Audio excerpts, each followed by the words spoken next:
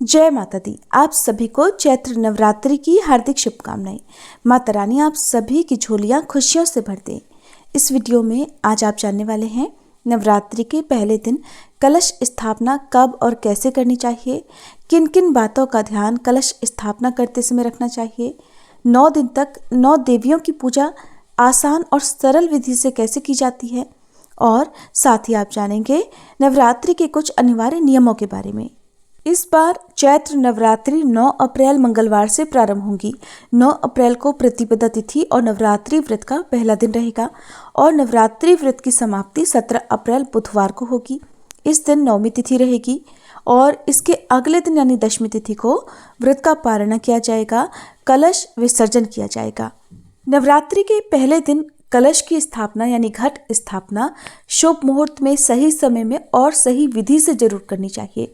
तो आप 9 अप्रैल मंगलवार को सुबह 6:02 से लेकर 10:16 के बीच में कलश की स्थापना कर सकते हैं। इस मुहूर्त के अलावा एक और मुहूर्त है जो कि बहुत ही शुभ और फलदायी माना जाता है, वो है अभिजीत मुहूर्त, जिसमें आप सुबह 11:57 से लेकर दोपहर 12:48 के बीच में भी कलश की स्थापना कर सकते हैं। कलश स्थापना करने के लिए सबसे आवश्यक सामग्री जो आपको चाहिए होगी वो है जौ बोने के लिए मिट्टी का एक पात्र आपको चाहिए। चौड़ी परात या बर्तन का भी आप इस्तेमाल कर सकते हैं। साफ मिट्टी और मिट्टी का एक छोटा घड़ा जो कि कलश होता है, और उस कलश को ढकने के लिए मिट्टी का ही एक ढक्कन, गंगा जल, एक सुपारी, 1 रुपये का सिक्का, अक्षत यानी कच्चे साबुत चावल, मौली, कलावा जिसे हम कहते हैं, बोने के लिए जौ और जल के अंदर डालने के लिए इत्र, क्योंकि इत्र माता रानी को बहुत प्रिय होता है। अगर हो सके तो आप इत्र का प्रयोग जरूर करें। पुष्प और पुष्पमाला, जटा वाला पानी वाला नारियल, लाल कपड़ा या लाल चुन्नी, दूर्वा घास, लौंग का एक जोड़ा और कमल गट्टा या फिर आप कौड़ी भी जल के अंदर डाल सकते हैं। कलश की स्थापना करने से सभी देवी देवताओं का पूरे 9 दिन तक, सभी शुभ शक्तियों का 9 दिन तक घर में वास बना रहता है। कलश स्थापना किस प्रकार से करनी चाहिए, उसके लिए आप सबसे पहले मिट्टी के बड़े पात्र में थोड़ी सी मिट्टी डालें। उस मिट्टी को आप छान लें, उसमें कंकड़ पत्थर ना हो। फिर उसमें आप ज्वारे के बीज डाल दें। अगर आप ज्वारे यानी जौ को एक रात पहले या कुछ समय के लिए पानी में भिगोकर उसके बाद उगाते हैं तो ज्वारे अच्छे से उगते हैं। अब ज्वारे डालने के बाद ऊपर से थोड़ी सी मिट्टी और डाल दें, फिर उसमें बीज डालें। उसके बाद जो भी बची हुई मिट्टी है वो सब मिट्टी के चौड़े पात्र में डाल दें। अब थोड़ा थोड़ा जल छिड़क दें। ध्यान रखें कि जो बीज हैं वो बर्तन में आप इस तरह से लगाएं कि ये उगने पर ऊपर की तरफ उगे, यानी कि आप इन बीजों को खड़ी अवस्था में लगाएं या फिर आप ऊपर से हाथ से छिड़क भी सकते हैं। अब जो कलश है उसके मुख पर, कंठ पर आपको मौली बांधनी चाहिए। कलश पर तिलक लगाएं।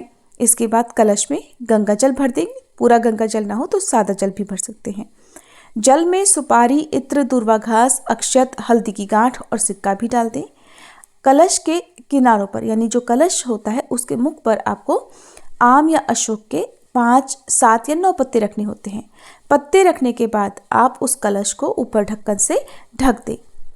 ढक्कन के ऊपर आपको अक्षत या जो भी साबुत अनाज है, 7 तरह का अनाज चाहें तो वो भी आप रख सकते हैं। ढक्कन को खाली नहीं रखना चाहिए, इसे पूर्ण पात्र कहते हैं।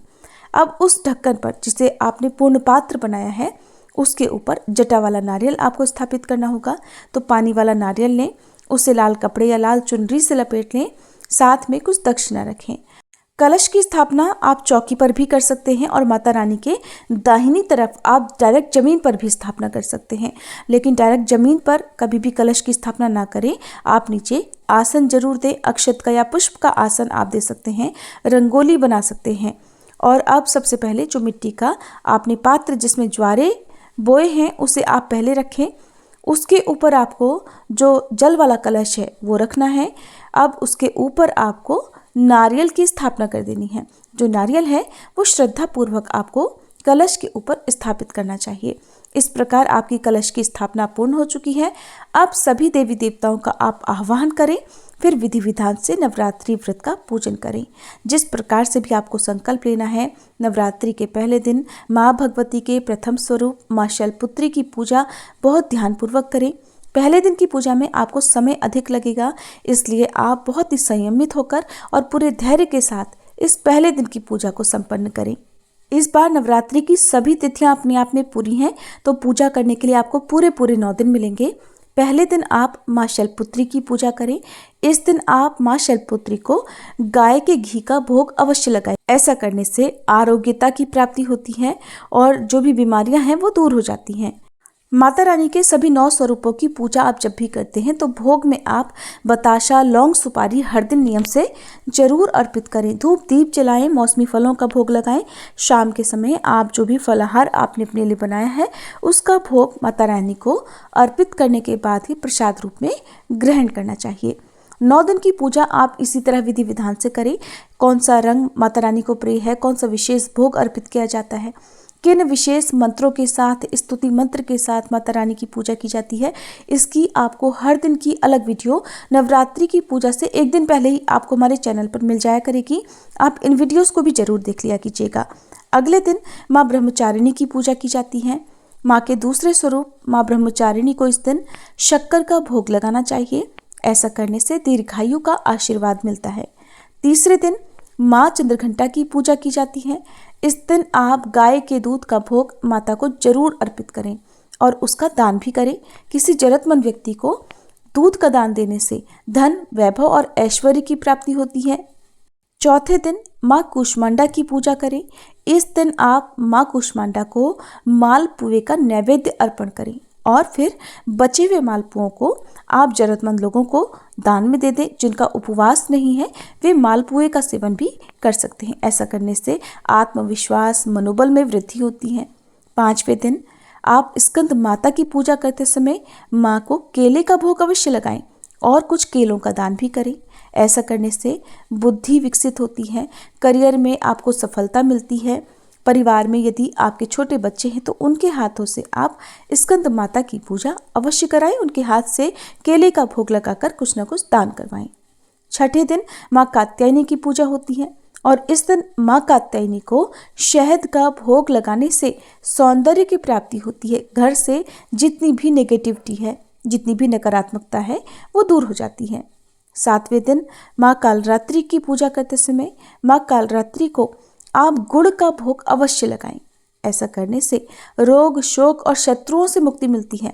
परिवार के सदस्य भी स्वस्थ रहते हैं, घर में सुख शांति बनी रहती है।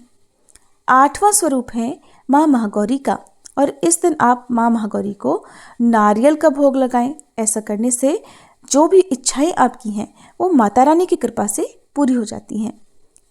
9वें दिन माँ सिद्धिदात्री की पूजा की जाती है।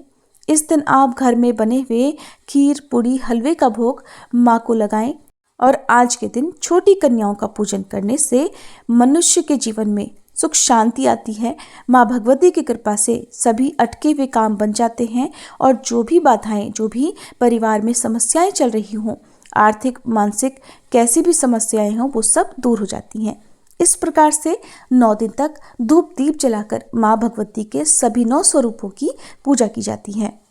नियम से 9 दिन तक श्री दुर्गा सप्तशती का, श्री दुर्गा चालीसा का पाठ और माँ दुर्गा की आरती करनी चाहिए।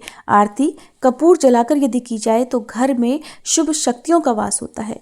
घर की जितनी भी नेगेटिविटी होती है वो दूर हो जाती है। ये थी आज की वीडियो जानकारी। अगर अच्छी लगी हो तो वीडियो को लाइक और चैनल को सब्सक्राइब नहीं किया हो तो जरूर कर लीजिएगा। हमारे चैनल पर आप हर दिन चैत्र मास महात्म्य में देवी भागवत पुराण की कथाएं भी इन दिनों सुन सकते हैं।